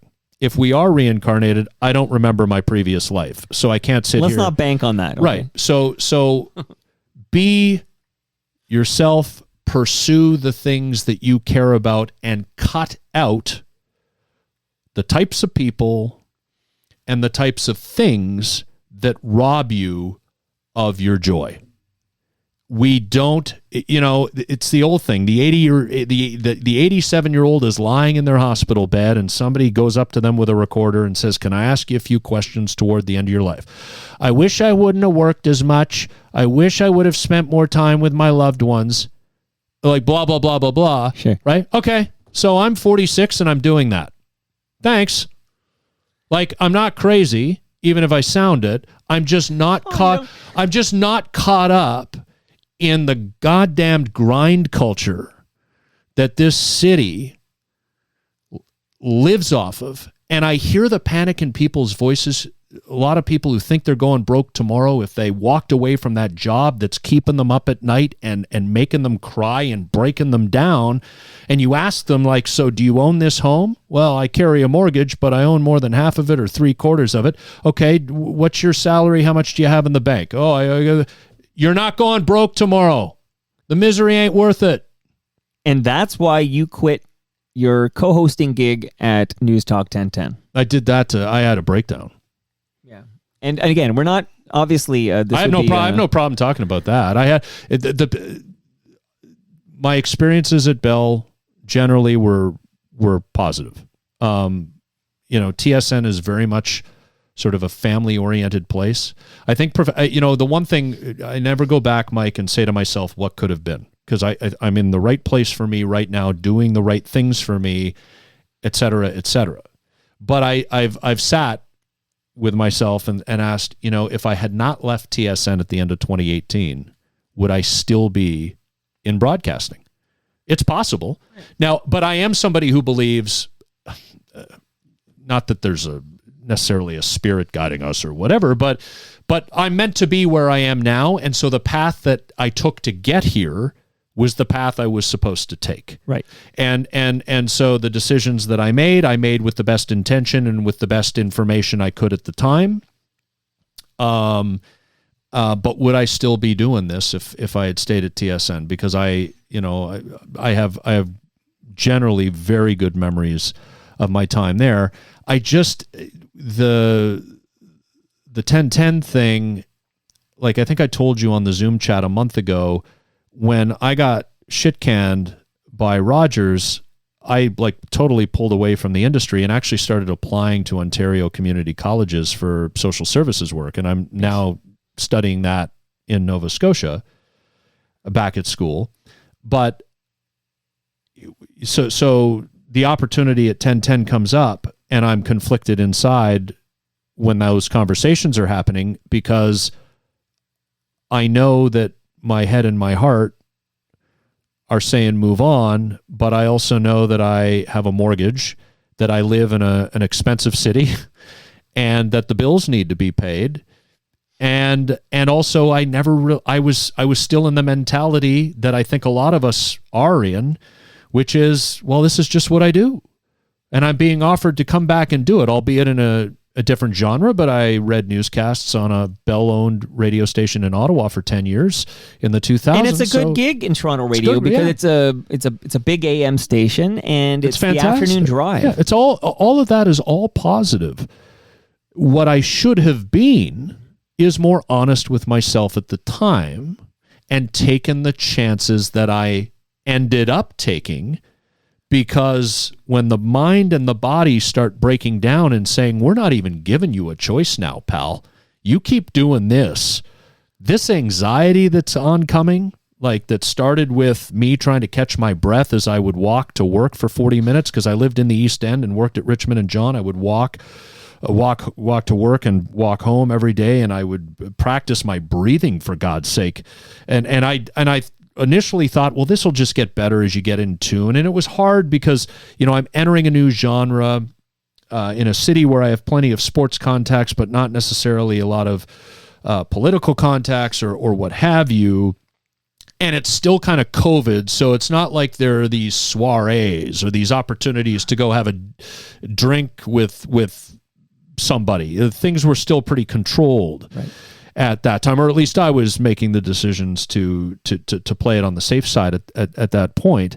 And so everything just started to break down. First it was the breathing and then it was the agitation and, being almost being needy. I remember talking to a couple of people in the industry, not around our show, but in the industry, people who are close friends of mine. And I would just say to them, I'm like, I think I'm dumb. No, I don't think I'm smart. I'm not a fit. But What I was identifying, Mike, isn't that I'm stupid. It's that I didn't feel like a fit. And I didn't feel like a fit because I wasn't a fit. It didn't mean I was incapable of doing the job, although, the way that it played out, I became mentally and physically incapable of doing anything for a while. It was that I wasn't a fit and that I had stopped pursuing where I am a fit or felt in my heart and mind I would be a fit when I forgoed the college admissions I was receiving to my applications to go back into radio. And so, right. So when I get back to accepting the parts of yourself that push you toward authenticity. I was the radio guy. But you know who the radio guy was, Mike? The radio guy was the character. Now, I won't argue the skill set. I'm thankful. You and I can have a conversation and sound like we're professionals here. Well, you can pull up my end of the bargain, right? But so I emerged with a wonderful skill set over 2 decades. I emerged with wonderful friends that I made through my travels, both in Ottawa and Toronto. I can lay claim to knowing some pretty accomplished people. I still see some clips of certain people on YouTube and stuff, and I'm like, it's so fucking cool how great this guy or gal has become, because we could all see it in the early days, and now it's there. Like Brian Hayes, for example, right? I remember driving in first day of the radio station, April the 13th, 2011, and I heard all the shows, and I remember I didn't know Brian. I'd worked in Ottawa. I didn't really know much about his work. I think he did a lot of behind-the-scenes stuff at 640. He did some on-air stuff in the later days of his 640 time, but I remember hearing him the first time, and I'm like, that's the future of the station, right? And here we are, 12, 13 years later. His dad's a sweetheart, too, as he's been over here. Yeah, and so I can celebrate those things, but I do it from afar now because I don't belong there anymore. And it's got nothing to do with whether I want to or don't want to, or feel I should or feel I shouldn't. I just know at the core of my soul, I don't belong there anymore. And people will say to me, Mike, but you were so good at it. And I'm like, thank you for your kind words. There's a difference between being good at something, and that is not my assessment. Somebody's telling me that. Sure. The difference between being good at something and belonging in that space. And I don't belong in that space anymore, and I'm totally cool with it. I totally get all of that. And you're so easy to talk to. Keeping these to 2 hours is a great challenge. But when you started that conversation, you talked about how people will think you're boring because you have your coffee and you're looking at the waterfront there.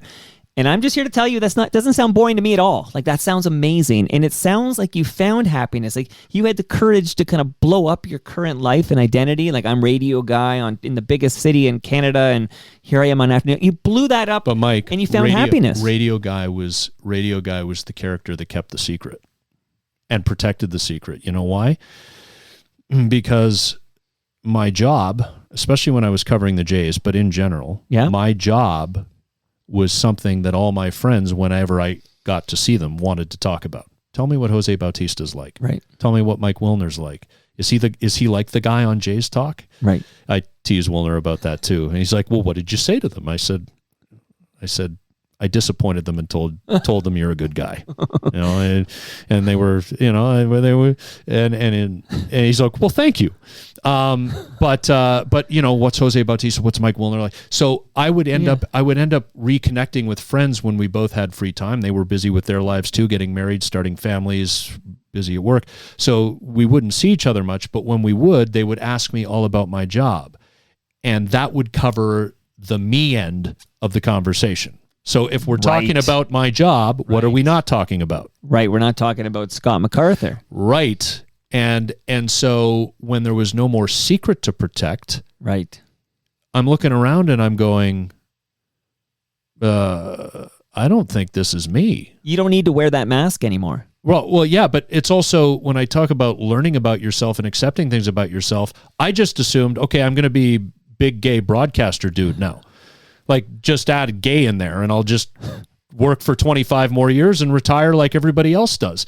But I realized, oh my God, because my entire young adulthood, my adolescence and young adulthood was built, I built this like guy that I felt I needed to be.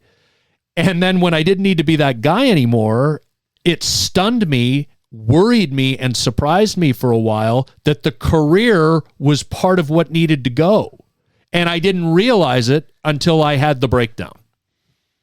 Fascinating, Scott MacArthur. I'm going to put a bow on this segment because, again, we'll probably revisit this in a future visit because I find it all very interesting, the whole psychology of it all, and you explained it so well. But just a question I'm asking now, which is, would you have the same feelings about the 2025 Blue Jays? Let's go back to the Blue Jays. Yeah, I have to put a bow on this. If the Blue Jays were owned by Bell, if 75% of 100%, I forgot, we're talking about Blue Jays. If 100% of the Blue Jays were owned by Bell, would you have the exact same feelings today about the 2025 Toronto Blue Jays? Can't say that my viewing habits would be much different. Can say because I haven't thought about this, can say that I would be less hawkish about my feelings. Yeah. But I can't say that I would be sitting there watching a lot of baseball. But yeah, I would. I think I can't say to what extent, but I would feel more positively. What if I told you there was a compelling, entertaining baseball team in this city that's not owned by Rogers? Would you believe me? Absolutely, I would. And whether it was you or Larry Milson telling me about it, Milson, yeah. Larry. So I still, Larry and I every now and then will DM on Messenger. So Gibby. So the writers would always go into Gibby's office every day pregame, right? 3.5 hours, 3 hours before the game, and just shoot the breeze with the manager, sort of get the injury updates and the whatever else is going on with the team, get some storylines and blah, blah, blah. Ask their questions. And I would always tease Gibby about this whenever, because Gibby is a little right of center and Larry's a little left of center, right? So I could always tell when Gibby was getting tired of the baseball banter because he'd turn around and make a statement that he knew would get Larry going. But he called Larry, Larry! So whenever I see Larry, or even when I DM him in Messenger, it's Larry, all caps, Larry! Yeah, so if I came to Christie Pitts and saw a Maple Leafs game, I'd sit with you and Lair, who lives right nearby, loves coming out. He takes some great photos, too, of these Toronto Maple Leafs baseball games at Christie Pitts. It's just fantastic. I mean, it's great baseball. You don't have to buy a ticket. Nobody's gouging you to be there. You can just go there for free, sit on the hill at Christie Pitts, grab a hot dog, grab a Leafs lager. You mentioned in the, it wasn't you, it was the Macho Man from Beyond the Grave. Shout out to Ridley Funeral Home. But you don't have to worry about breaking the law. You can drink that beer at Christie Pitts. It's completely legal. Don't take in a Blue Jays game there. Take in a Leafs game. I do have a book for you, Scotty Mac, on the history of Toronto Maple Leafs baseball. Rob Butler, Rich Butler, all the histories in there. Fascinating. Well, and I randomly opened to a page and I see Rob Butler's and Paul Spoljaric's names. Still buddies. Which is Still fantastic. Buddies. Yeah. Couple old Blue Jays. Well, you're gonna this will love be it. great. I'm going to look through it, and I know my folks will be interested in this too. Oh, amazing! And heck, I could give them their own copy. I have What is this? A tape measure? That's a tape measure. That is courtesy of Ridley Funeral Home. Does this measure my casket, or you can measure your casket? You can measure the length of your hair. Like, is it growing today? You've got great hair, you know. Yeah. Love the hair. I wonder if you got a haircut, would you still have this power? I can feel the presence. I can feel the power in this basement here. Would you be as strong if you cut that hair? How about this, Mike? I would bet reasonably good money that the next time I'm in your basement, you and I will be able to answer that question. Wow, Buddhist. That's at a Buddhist the Barber beefcake. We're getting near. I think. I'm not committing to anything, but I think. Been thinking about it a while. Started to talk about it with people. I think we're getting nearer to the shearing. The great shearing. Let me know. My Phantom Lung. You might see it over there. That's Andy the Barber's band, and I've given exclusive haircutting responsibility to Andy the Barber on Lakeshore. Let me know if you want me to hook you up with him. Okay. He's not a sponsor, but I do want to welcome the Waterfront BIA and we're talking on July 10th. July 12, 13, that is Saturday and Sunday this coming weekend. Celebrate the Festival of India, Chariot Fest at Center Island. So there's a big parade on Yonge Street.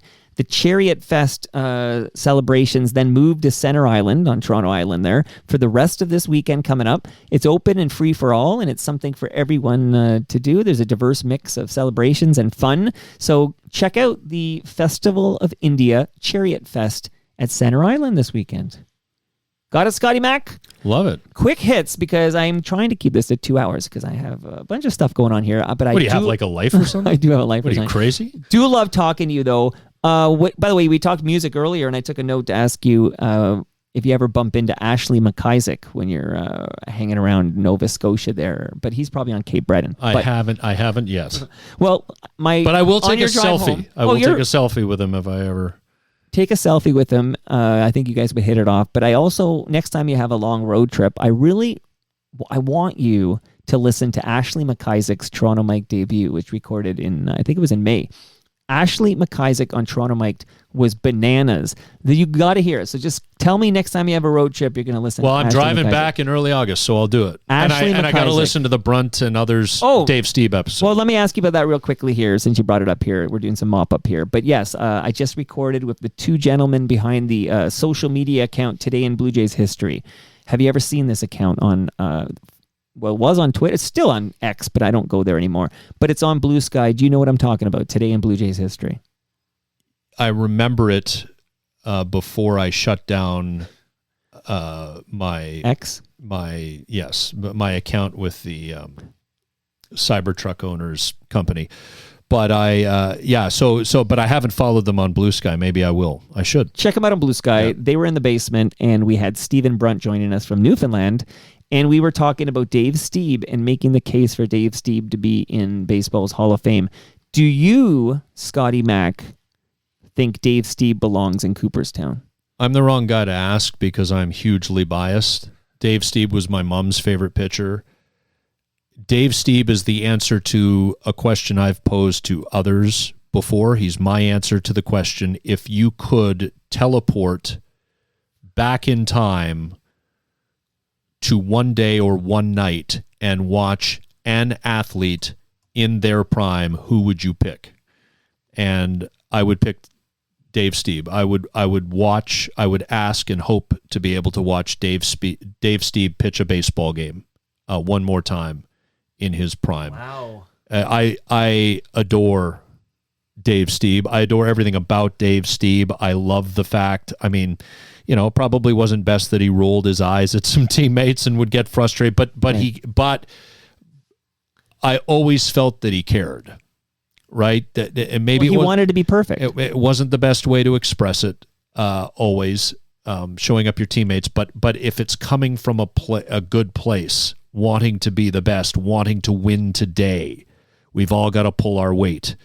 And Dave Steeb did almost every time he was out there. The back-to-back one-hitters in September of '88, where he took the no-hitters into the ninth, the perfect game for 26 outs on August the 4th, 1989, against the New York Yankees. Damn you, Roberto Kelly. So, I remember all this. And driving back from a baseball tournament I was in Sarnia and listening to Tom and Jerry on September the 2nd, 1990, as Dave Steeb got his no-hitter in that 80,000-seat Cleveland Stadium that had about 8,000 people in the seats that day. But he got it. He got it done. Special pitcher. I love watching highlights of him. That slider and just watching hitters flail. I'd put him in, but I'm the wrong guy to ask because I am beyond biased in my love for Dave You're Steeb. checking your bias at the gates here, and I have the same bias. But if you ask people with less bias, at the time they valued wins and hardware, like how many Cy Young awards, how many wins. And Dave Steeb never won 20 games in a season. No, he didn't. And he never came close, really, to winning a Cy Young. You know what I forgot, Mike, and I know it was a different era of baseball, so a little different. We always have to put that in context. I was surprised when I went to his baseball reference page recently and realized how few strikeouts he had per 9 innings. He wasn't a strikeout pitcher. No, it was but soft. he had that wipeout slider, but he didn't strike. You think with a pitch like that, right, he'd be a K per inning guy, but he wasn't. Hey, I'm going to take you back. Let's close your eyes, maybe. Scotty Mac, close your eyes and listen to this. 1 ball, 1 strike to Brown. The pitch, a swing, and a fly ball right field. Junior Felix is there. He's done it. He's done it. Dave Stieb has his no-hitter. Dave Stieb has his no-hitter, finally. He has done it here in Cleveland. He is being mobbed by his teammates. Dave Stieb has pitched the first no-hitter in Blue Jays history. So you'll hear that, and you'll hear the Don Chevrier call, which I missed because I was working at the CNE. I missed that call too. I actually got chills listening to that. It was special times. Great pitcher. And I remember the fly out to Junior Felix. I have no idea who Brown's first name is. The Cleveland, the pitch to Brown. Yeah, he was a bench guy, yeah. It must have been a bench guy, but I do remember it was Junior Felix who caught the 27th out. I know Candy Maldonado was the second out in that inning and was struck out as the second out. Future world champion with the Blue Jays in 92, right? Absolutely, 100%. Candy Maldonado. And I believe he walked, Dave Stieb walked 4 batters in that game, so I don't even think he considered it one of his better games. But, Murray Eldon. Candy Maldonado. So Murray Eldon, who I've never met, but is still with us. Okay, Murray Eldon is still alive. You got to get him down. But I've wanted to have, since I recorded episode 1, I've wanted Murray Eldon on the phone. The names I remember the best. Okay, so I remember how he did Tony Fernandez. Tony Fernandez is like tattooed in my brain as one of the Jesse Barfield. That one as well, yep. Jesse Barfield. But these, I always talk about the drive of 85 and how much I love that 85 Blue Jay team. But Murray Eldon, saying these names, I just recently got, I had, off the top of this episode, I had Macho Man cut a ID for me. Well, just last month, I found myself at the Joe Carter Classic and got this. Hi, this is Ernie Witt. You're listening to Toronto Mike. So Ernie Witt cut a promo for me, and that was a pretty exciting moment for this fan right here. I remember the old Ernie chants at Exhibition Stadium. He'd come up in a big moment, and the crowd would chant, Ernie, Ernie. Absolutely. Oh, my goodness. Buck Martinez was another good Murray Eldon, the way he would do. The platoon, right? Oh, yeah. Well, the best platoon was Rance Molinix and Garth Orge. Orge. We grew up with this platoon. I got to say, it kind of warped my thoughts on platoon because they seemed more normal to me growing up with Orge and Molinix. And then you realize that it's not actually like super common to have like a complete sharing, whether it's a righty or a lefty pitch in that day or whatever. Like you don't get platooning the way we had it with Garth and Rance. So much has changed, right? Because I just remember A-Rod. Now there was Cal Ripken before him, but Ripken wasn't like a 40 home run guy. But how A-Rod really changed the shortstop position, because it used to be you didn't expect power from the shortstop. The elite athletes who could make all the plays in the field, the Ozzie Smith types, and they'd be slap hitters or they'd take their walks or whatever. But if they had like 2 home runs when the season ended, it was like a banner year. Right. I think Cal ruined that. I know A-Rod took it next level, but I feel like Cal Ripken kind of blew that up. But just last thought here before we move on here to wrap up is that we talked about these heartbreaking moments with Dave Stieb, and you said you remember almost said Roberto Clemente, shout out to Ridley Funeral Home, but Roberto Kelly and the Yankees one and all these things. But the one that, if you watch it, your heart breaks all over again was that bad hop on Manny Lee. So 87. The ball, it's a routine grounder. Yep. Right? That's the no-no for Dave Stieb. And there's that lip on the field between, I guess, where the dirt on the infield and then there's a lip. Like literally it hits that lip and it just takes off like 20 feet in the air. Manny Lee doesn't have a chance to bring that down. Like think of the luck required to lose a no-hitter that way. Well, yeah, and just the final week there in 87, right? Where they lost 7 in a row and that chopper certainly contributed to it, but it kind of had an otherworldly feel, like, okay, everything's out to get them now. But you're telling me, because Ernie Witt had gotten hurt and Bill Madlock had hard slid into Tony Fernandez at second base at Exhibition Stadium. Now think about this. There was like Tony comes down on his elbow after the hard slide on this, like there was like a little bit of wood or something underneath the turf. Like he came down hard on his elbow. Yeah, there was something there. Yeah. Like shattered it. Like think about the fact that those players used to play on cement covered by green carpet and that was acceptable. Like the thing I always remember is that Jesse Barfield, Lloyd Mosby, and George Bell each were out of the game by age 33 or 34. Like how, because they played the entire 80s on that turf at Exhibition Stadium. But that was heartbreaking. 87 is a killer, and I think it took until 92 when they won the World Series to truly feel like that had been exorcised. 100%. By the way, to this day, Scott MacArthur, whenever I have a blister, like, my whatever from a long walk or something, whatever. It's like, hey, look, Al Leiter. Yeah. And to this day, I have an Al Leiter. Like a blister to me is an Al Leiter. You said Jesse Barfield, and I realized how much I hated that trade at the time. And because of the blisters, I hated that trade for years. And then all of a sudden, all Blue Jays fans have this moment of like, what a great trade that was. Well, yeah, I mean, because Leiter went on. My understanding, and it would probably take a Steve Simmons or somebody else who was around and who would have been talking to people at the time, but my understanding is that when Al Leiter left for Florida in free agency after the 95 season, Devon White had left, Roberto Alomar went to Baltimore, like it was kind of the dismantling of the heyday team. Right. But that there was some resentment held for Al Leiter because they had stuck with him through all of the blister issues and all of that stuff, and he had a good year in 95 on a really bad team. That team had cratered. But he had a really good year, and he parlayed that into good money with Florida. Obviously ended up being traded to the Mets because he won the World Series with the Marlins, and then Wayne Huizenga was like, trade everybody. And Leiter went to the Mets and was in the Subway Series in 2000 and ended up having a very nice career. But I think it was a bother to some in the Blue Jays higher-ups that Al Leiter chose not to stay in Toronto. Without a doubt.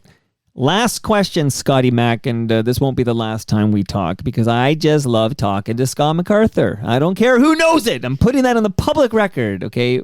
You're a sweetheart. Jill Deacon was my guest yesterday. Jill got a great story, by the way, because Jill Deacon had 2 bouts with breast cancer, had to take a medical leave of absence from her hosting job. She was doing afternoon drive.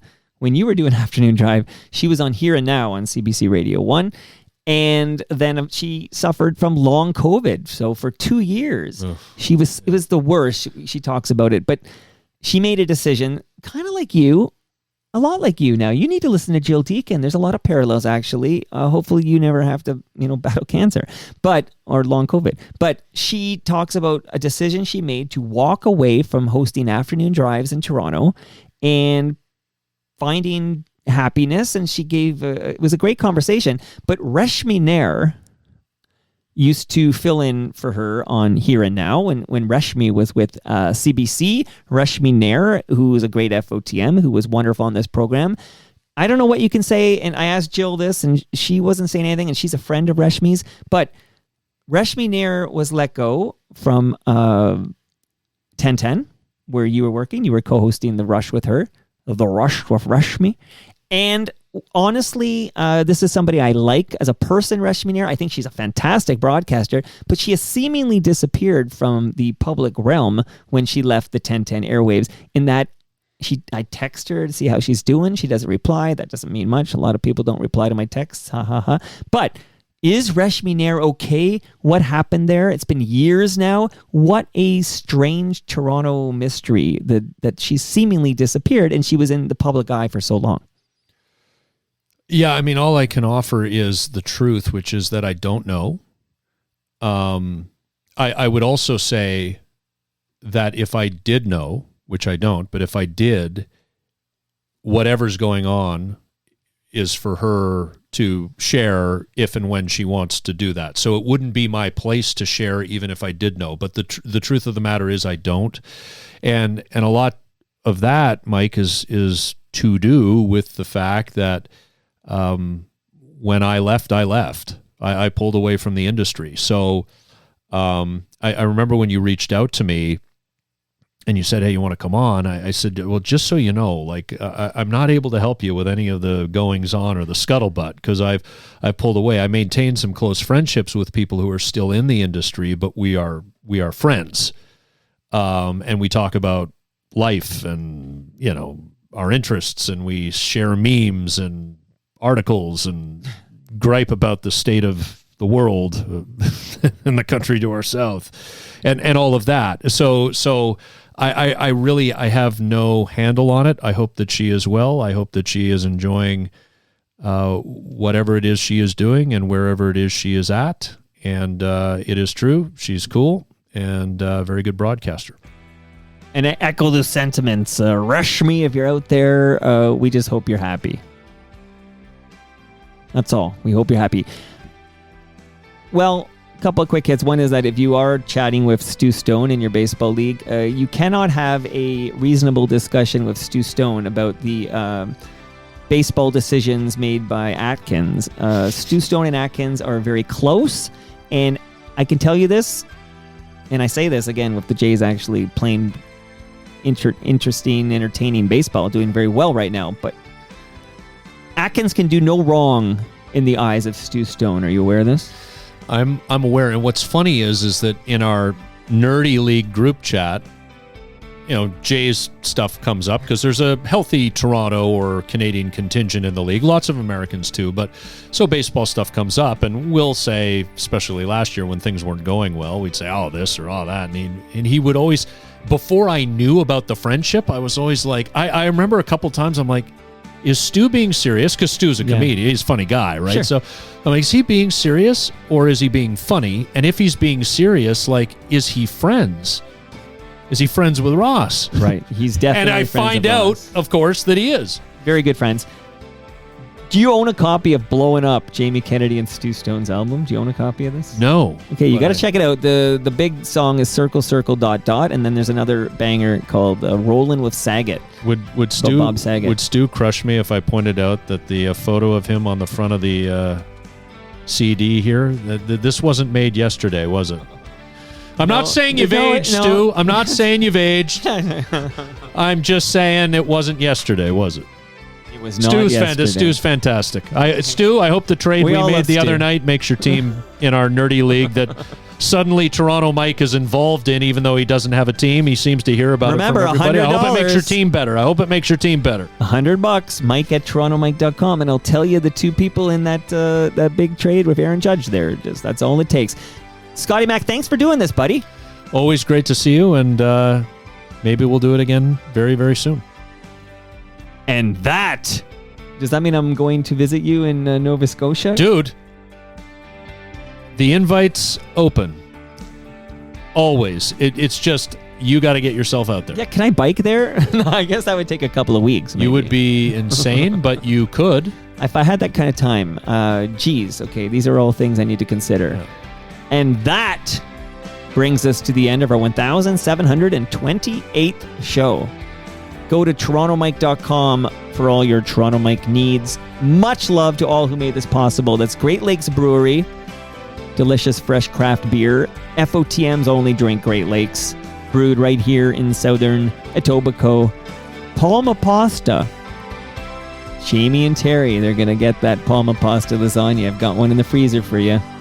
Unless I eat it on the drive home. You're going to break your teeth. Yep. Toronto's Waterfront BIA. Toronto Maple Leafs Baseball.